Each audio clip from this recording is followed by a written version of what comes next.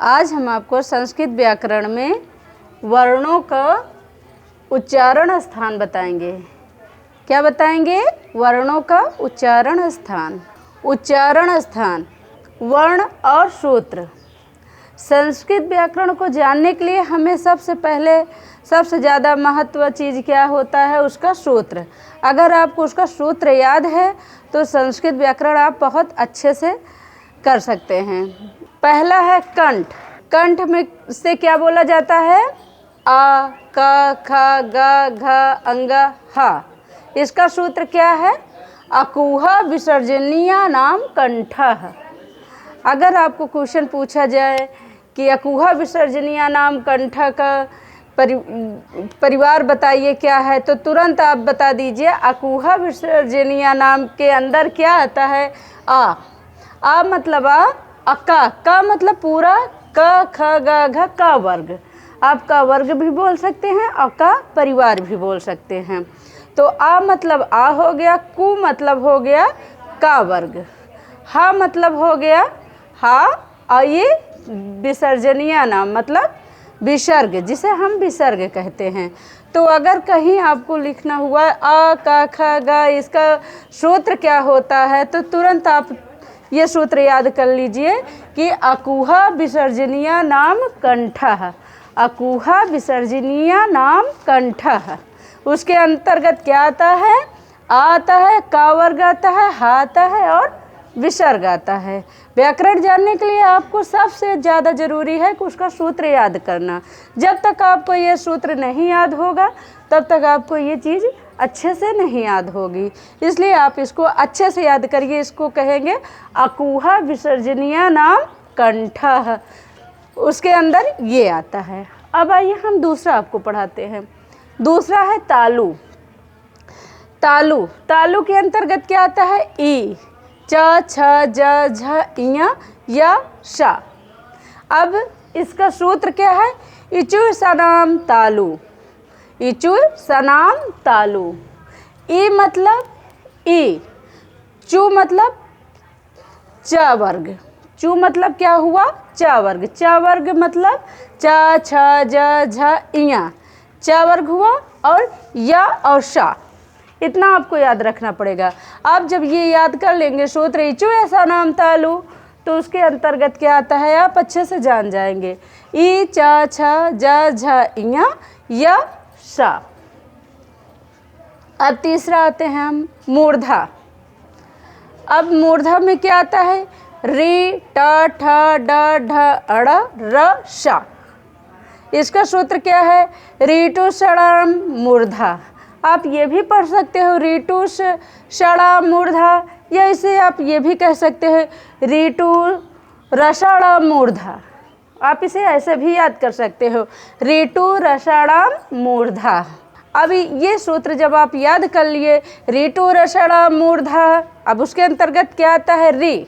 री मतलब हुआ री और टा, टू, टू, टू मतलब हुआ टा वर्ग। टा वर्ग पूरा, ट, ठ, ड, ढ, अड़ा, रा और शा। ये वर्ड कहीं भी आए तो इसका सूत्र यही होगा, रीटु रषणाम मूर्धा। अब आप आइए इस पे चौथे पे। चौथा क्या है? दंत। दंत में क्या आता है? ली, त, थ, द, ध, न, ल और सा। इसका क्या सूत्र है? लितु लशानाम दंतः। इसका सूत्र क्या है? लितु लशानाम दंतः। अब ले मतलब क्या होता है? ले। तो मतलब क्या होता है? पूरा ता वर्ग।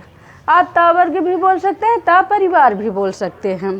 कई बच्चे कंफ्यूज हो जाते हैं। बोला जाता है उनसे कि ता परिवार क्या है, तो वो सोचते हैं ता परिवार तो नहीं हमने पढ़ा है, हमने तो ता वर्ग पढ़ा है। पर अगर क्वेश्चन ऐसा है ता परिवार आए तो समझ जाओ कि वो ता वर्ग ही है। अगर ता वर्ग आए तो ता वर्ग आप जानते ही हैं। तो लितु लशानाम दंतः, इसके अंतर्गत क्या आता है? ली, त, थ, द, ध, न, ल, शा। तो मतलब क्या होता है? ता वर्ग, यहाँ तक। उसके बाद ला और शा, ये आपको याद करना पड़ेगा। और जिसमें से ले शब्द जो होता है, ले वर्ण दीर्घ नहीं होता है। ली वर्णस्य दीर्घाभावः, ली वर्णस्य दीर्घाभावः, ली वर्ण में दीर्घ नहीं होता है। अगर कोई पूछे आपसे कि क्या ये जो री है इसमें दीर्घ होता है, तो आप सीधा जान जाइए कि जहाँ ये री है वो दीर्घ नहीं होता है। अब आ जाइए आप पांचवे पे। पांचवा क्या है? पांचवा है ओष्ठ। ओष्ठ है, ओष्ठ के अंतर्गत क्या आता है? उ प फ ब भ म। उप पद्यमानीयानाम मोष्ठ। क्या है ओष्ठ में? उ प फ ब भ म। उ मतलब उ, प मतलब प वर्ग, प फ ब भ म। तो उ में क्या है? उ प फ ब भ म। इसका सूत्र क्या है? उपपद्यमानीयानाम मोष्ठ। उपपद्यमानीयानाम मोष्ठ। इसमें ये देखो, ये जो बना हुआ है, पा के पहले ये चिन्ह लगा हुआ है, फा के पहले ये चिन्ह लगा हुआ है, इसे हम क्या बोलेंगे? अर्ध विसर्ग चिन्ह। इसे हम क्या बोलेंगे? अर्ध विसर्ग चिन्ह। इसे याद कर लो, नहीं तो कहीं भी लगा रहेगा ये तो कहोगे पा के आगे ये कौन सा वर्ग है, ये कौन सा चिन्ह है। तो इसलिए इसे जान जाओ, इसे क्या बोला जाएगा? अर्ध विसर्ग चिन्ह बोला जाता है। आइए सूत्र याद कर लो अच्छे से। अब हम आते हैं इस पे नासिका। नासिका में जैसे कि हमने यहाँ पे लिखा है, नासिका के अंतर्गत इया मा अंगा अड़ा ना। इसका सूत्र क्या है? इयमंगड़ना नाम, इयमंगड़ना नाम। नासिका चा, चा मतलब क्या होता है? और। जैसे कि चा मतलब और, तो पहला तो ये हुआ इयमंगड़ना नाम, नासिका चा।